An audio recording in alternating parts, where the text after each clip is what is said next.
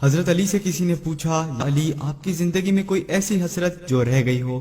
تب حضرت علی نے فرمایا، دو حسرتیں رہ گئیں، ایک کہ جتنا مجھے علم تھا کسی نے پوچھا نہیں، دوسرا جتنا میں سخی تھا اتنا کسی نے مانگا نہیں۔ آپ نے فرمایا، زندگی کے 3 سنہری اصول ہمیشہ یاد رکھو۔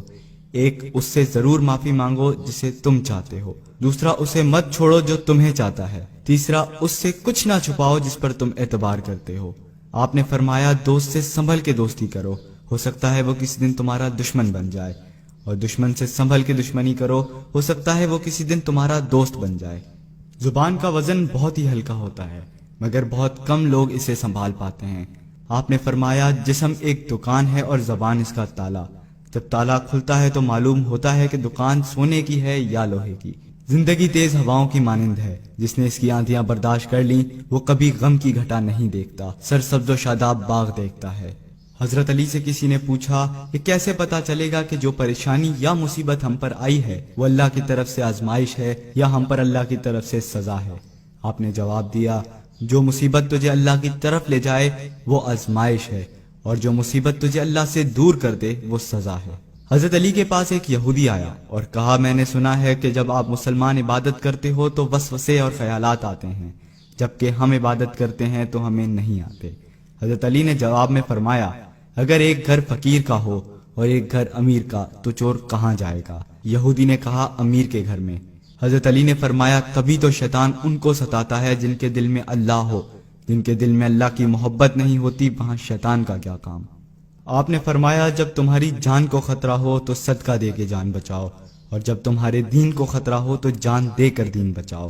آپ نے فرمایا کہ زندگی 2 دن کی ہے، ایک تمہارے حق میں، دوسرا تمہارے مخالف۔ جس دن تمہارے حق میں ہو اس دن غرور مت کرنا، جس دن تمہارے مخالف ہو اس دن صبر کرنا۔ کسی کی مدد کرتے ہوئے اس کے چہرے کی طرف مت دیکھنا، ہو سکتا ہے ان کی شرمندہ آنکھیں تمہارے دل کے اندر غرور کا بیج بو دیں۔ 3 چیزیں ایمان کو تباہ کر دیتی ہیں، امیروں کی محفل، عورتوں کی صحبت اور جاہلوں سے بحث۔ حضرت علی نے فرمایا، جانور میں خواہش اور فرشتے میں عقل ہوتی ہے، مگر انسان میں اللہ تعالیٰ نے دونوں رکھی ہیں۔ اگر وہ عقل دبا لے تو جانور، اگر خواہش کو دبا لے تو فرشتے کی مانند ہو جاتا ہے۔ آپ نے فرمایا، اپنے جسم کو ضرورت سے زیادہ مت سنوارو، اسے تو مٹی میں مل جانا ہے۔ سنوارنا ہے تو اپنی روح کو سنوارو، کیونکہ اسے تو رب کے پاس لوٹ کے جانا ہے۔ مومن کی مثال ترازو کے پلڑے جیسی ہوتی ہے، جس قدر اس کے ایمان میں اضافہ ہوتا ہے اتنی ہی اس کی آزمائش بڑھتی ہے۔ آپ نے فرمایا، اچھے لوگوں کی ایک خوبی یہ بھی ہوتی ہے کہ انہیں یاد نہیں رکھنا پڑتا، وہ یاد ہی رہتے ہیں۔ آپ نے فرمایا، رزق کے پیچھے اپنا ایمان مت خراب کرو، کیونکہ رزق انسان کو اس طرح تلاش کرتا ہے جیسے مرنے والے کو موت۔ حضرت علی نے فرمایا، رشتے خون کے نہیں احساسات کے ہوتے ہیں، اگر احساس ہو تو اجنبی بھی اپنے ہو جاتے ہیں، اگر احساس نہ ہو تو اپنے بھی اجنبی ہو جاتے ہیں۔ ایک مرتبہ کساب آواز لگا رہا تھا، تازہ گوشت ہے لے لو۔ وہاں سے حضرت علی کا گزر ہوا، کساب نے آپ سے کہا، تازہ گوشت ہے لے جائیں۔ حضرت علی نے فرمایا، آج میری جیب اجازت نہیں دیتی۔ کساب نے بولا، میں آپ سے ادھار کر سکتا ہوں۔ اس سے آپ نے ایک بہت حکمت سے لبریز جملہ ارشاد فرمایا۔ آپ نے فرمایا، یہ ادھار میں کیوں نہ اپنے پیٹ سے کر لوں، جس کو میں جنت میں اس سے بہتر غذا کھلا سکتا ہوں۔ حضرت علی نے فرمایا، لفظ انسان کے غلام ہوتے ہیں مگر صرف بولنے سے پہلے تک، بولنے کے بعد انسان اپنے لفظوں کا غلام ہو جاتا ہے۔